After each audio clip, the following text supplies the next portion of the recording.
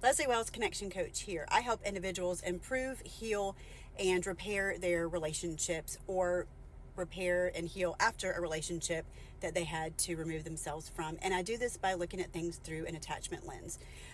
We're back into soccer season, and so a lot of my content will now be from the car because I just have such limited time, but I have a lot of time sitting in the car during soccer. So let's talk about narcissism today. There's so many people that I coach that talk about how they believe their partner is a narcissist or has extreme narcissistic tendencies, or they believe that that person that they maybe just got a relationship was a narcissist. And in all reality, there are very specific traits that typically go with narcissism. It's not just someone who maybe is toxic or doesn't, maybe is manipulative sometimes. It's really goes beyond that.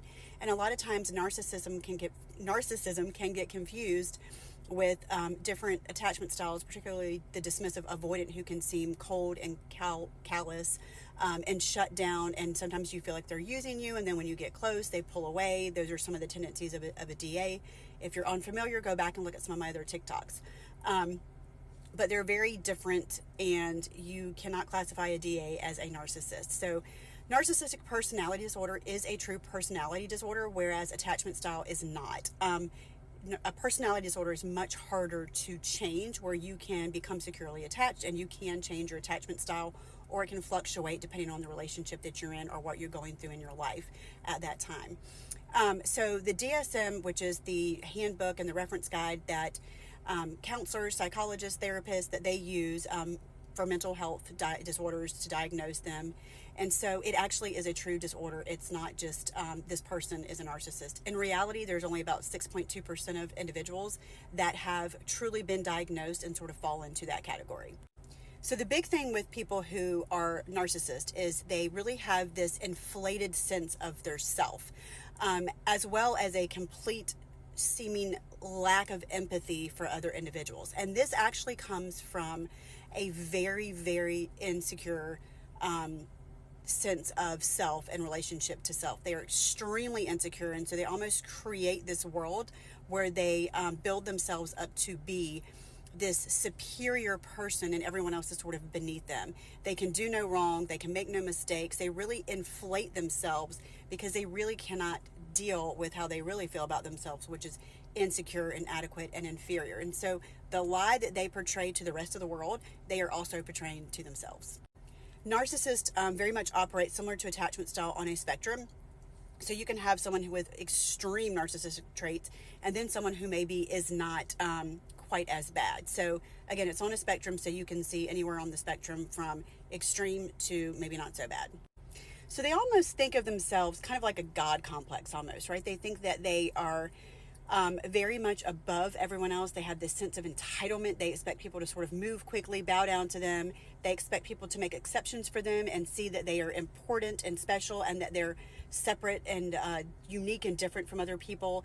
They very much feel like they're very arrogant, they're very boastful, they're very prideful, and they like to talk about themselves a lot. If you're in a conversation with them and you start to talk about yourself, they're typically going to somehow bring the conversation back to them, because they want to make sure that you know how great they are and that they're above you. And they will actually belittle other people to make sure that you know that they are above you. They have this incessant need for attention and admiration, and they will surround themselves with people that they feel are less than them, so that they are guaranteed to sort of get that admiration and attention that they are constantly needing and seeking, to keep this false belief of who they want to believe they are in their head, so they can remain in denial of what's really going on underneath the surface.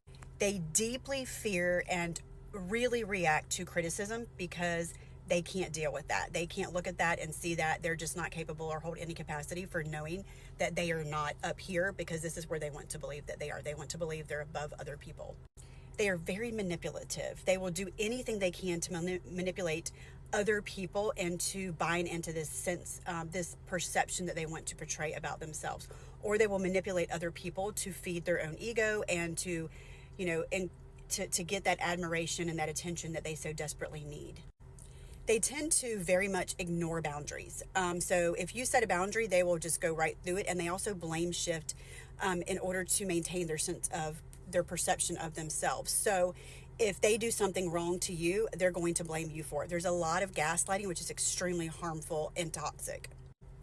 They really, like when they're telling stories, all of the stories need to be about them. If someone else is having the spotlight, they'll turn it back around on themselves, but they will very much like lie, boast, exaggerate, really change the story in order to make themselves look like a hero or look like, they're amazing or they did something great. They will very much reframe a story, even to the point of consistently lying. Here's why it's so harmful to be in a relationship with them. They will exploit you to make themselves look better and to get to their own goals. They're very superficial, so it's very hard to have a transparent, vulnerable relationship with them. They keep things very surface level because they're very shallow. They are interested in things like success, money, power, cars, having boats. They want to look good externally. They don't really care what's inside or what's below the surface. And so it's very difficult to have a relationship with somebody like that. I mentioned that they will gaslight a lot. They will literally make you think you're crazy and make you doubt your own reality so that they can make themselves look better and keep you under their control. If they can exploit you, manipulate you, and control you, then that helps them better serve their own selfish ambitions and their own purposes, which is very much what's most important to them. They have no regard for anybody else's feelings. They're really about themselves and keeping that perception up. And so they will dismiss your feelings, ignore your boundaries. They're very unempathetic. Like if you're upset, they don't care. If you're crying and you're upset, they're going to make you feel bad for taking that attention away from them and for making yourself a victim. They're going to take that and make it look like they're the victim and turn everything around. It's extremely confusing, extremely manipulative. It can be exhausting because their constant craving attention and admiration is just a lot. And if you don't get it, then they get ugly and they get mean and they get unkind. And so you're constantly having to feed this person's ego, or they turn around and they get very mean. They can be perfectionists because they want to appear perfect. And so they can also force that on you and make you, if you're dating somebody or you're in a relationship with a narcissist, you are a reflection of them and they have to keep that perception up.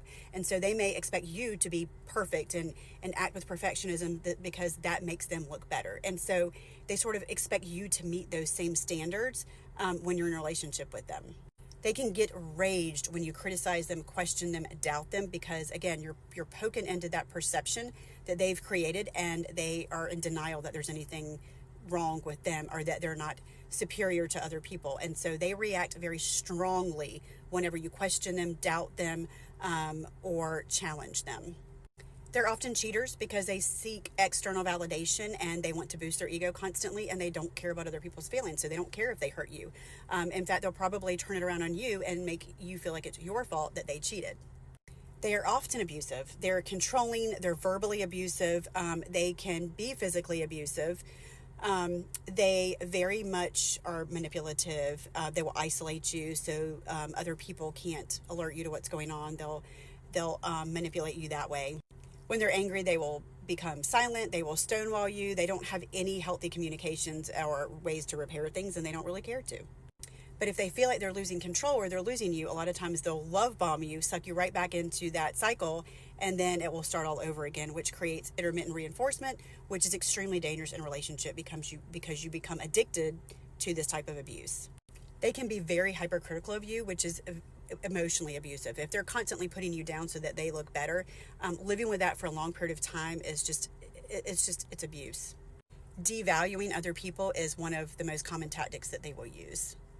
So most people that are in a relationship with a true narcissist will walk away with anxiety, depression, a lot of emotional distress, self-doubting. A lot of times they feel like, everything's their fault. They've been gaslit. They don't have a clear perception of reality or of themselves anymore. So it's extremely dangerous. So I hope this lets you sort of see what a true narcissist looks like and how bad it is. It's not just somebody that's crappy in a relationship. It's not just somebody who's a dismissive avoidant or has bad coping skills or a lack of capacity. It really is someone who is very hurtful, and it is a personality disorder. So if you have any more questions, put them in the comments and I will do my best to answer them.